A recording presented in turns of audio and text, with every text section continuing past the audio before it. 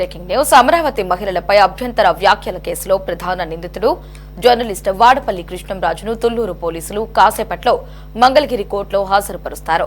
ప్రస్తుతం నల్లపాడు పోలీస్ స్టేషన్లో ఉన్న కృష్ణంరాజును వైద్య పరీక్షల కోసం తరలించడానికి ఏర్పాట్లు చేస్తున్నారు.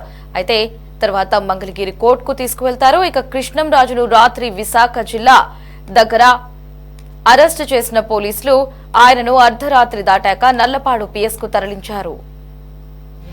ఇక కృష్ణంరాజు ఫార్చునర్ వాహనంలో శ్రీకాకుళం నుంచి విశాఖ వైపు వస్తున్నట్టు గుంటూరు జిల్లా తుళ్లూరు పోలీసులకు నిన్న సాయంత్రం సమాచారం అందింది.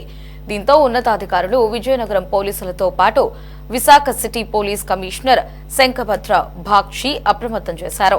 కృష్ణంరాజు ప్రయాణిస్తున్న కారు విజయనగరం నుంచి భోగాపురం మండలం పోలిపల్లి దాటి విశాఖపట్నం జిల్లా భీమిలి మండల పరిధిలోని అమానాం జంక్షన్ ను చేరుకోగానే అప్పటికే అక్కడ మాటు వేసిన భీమిలి పోలీసులు ఆ వాహనాన్ని ఆపి అందులో ఉన్న కృష్ణంరాజుతో పాటు మరో ఇద్దరిని అదుపులోకి తీసుకున్నారు.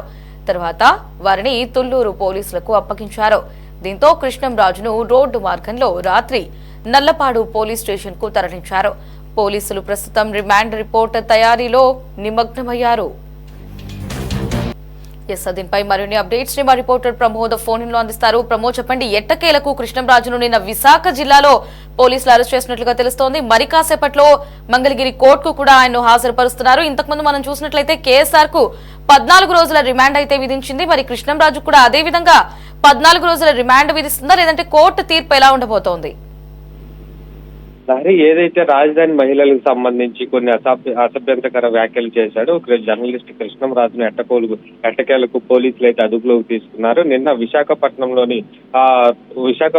ఆయన అదుపులోకి తీసుకున్నట్లు కూడా తుళ్లూరు పోలీసులు ధృవీకరించారు. తుళ్లూరు పోలీసులు ఏదైతే గుంటూరు అక్కడ తుళ్లూరు పరిసర ప్రాంతాల్లో ఇప్పటికే రాష్ట్ర మహిళలు పెద్ద ఎత్తున కూడా ఆగ్రహ జ్వాలలతో మండిపోతా ఉన్నారు. అయితే ఈ నేపథ్యంలోనే అతనిపై ఏమైనా దాడి చేస్తారన్నటువంటి నేపథ్యంలో లా అండ్ ఆర్డర్ సంబంధించినటువంటి కూడా ఎటువంటి ఇబ్బందులు సమస్యలు తలెత్తకోకుండా కూడా ఇటు గుంటూరు నల్లపాడు పోలీస్ స్టేషన్ కి అర్ధరాత్రి 1 గంటకు తరలించారు. అయితే ఆ డిఎస్పీ ఇప్పటికే ఆయన చాలా ప్రశ్నలతో విచారించినటువంటి నేపథ్యంలోనే అసలు ఆంగ్ల పత్రికలో ఉన్నటువంటి కథనానికి రాష్ట్రానికి ఉన్నటువంటి మహిళలకి మీరు లింక్ ఎందుకు పెట్టారు అంటే, ఒక రాజధానిలో ఒక ప్రాంతంలోనే కేవలం అంటే రాష్ట్రంలో అనేక చోట్ల ఉన్నటువంటి నేపథ్యంలో కేవలం ఒక రాజధానికి సంబంధించిన మహిళలు ఎక్కువ ఇక్కడ ఉన్నారు అని చెప్పేసి వ్యాఖ్యలు చేశారు. దీనికై మీరు సమాధానం చెప్పాలంటూ కూడా డిఎస్పీ వారిని విచారించినట్లుగా కూడా తెలుస్తా ఉంది. అయితే ఎవరైనా వైసీపీ నాయకులకు సంబంధించి ఎవరైనా వెనక ఉండి నడిపిస్తున్నారా, లేదంటే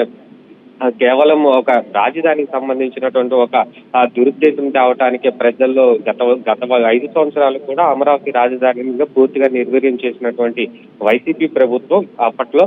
అయితే ఇప్పుడు కూడా రాజధానికి సంబంధించినటువంటి ఒక ఏదైతే చెడు ప్రచారాలు అయితే నిన్న జరుగుతా ఉన్నాయి. ఈ నేపథ్యంలో అటువంటి వ్యాఖ్యలు చేశారన్నటువంటి ఆ కోణంలో కూడా ఇప్పటికే ఆ రాత్రి అంతా విచారించారు. ప్రస్తుతం అయితే నల్లపాడు పోలీస్ స్టేషన్ లో ప్రస్తుతం అతను అదుపులో ఉన్నారు. అయితే ఇప్పుడు ఏదైతే రిమాండ్ రిపోర్ట్ రెడీ చేసిన తర్వాత ఇటు గుంటూరు ప్రభుత్వ ఆసుపత్రికి తరలించి వైద్య పరీక్షలు చేసిన అనంతరం ఇటు మంగళగిరి కోర్టులో హాజరుపరిచే అవకాశం అయితే ఉంది.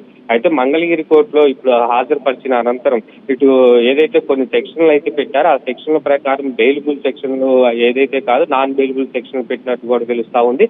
అయితే ఇదే కేసులో కొమ్మినేని శ్రీనివాసరావుకి 14 రోజులు రిమాండ్ విధించగా ఇటు ఆయన జిల్లా జైలు ఇప్పటికే రిమాండ్ ఖైదీగా ఉన్నారు. అయితే ఇతనికి సంబంధించి కూడా ఇతను A1 ముద్దాయి కాబట్టి తప్పకుండా ఇతనికి రిమాండ్ అయితే విధిస్తారన్నటువంటి ఊహాగానాలు అయితే అందుతా ఉన్నాయి. లహరి.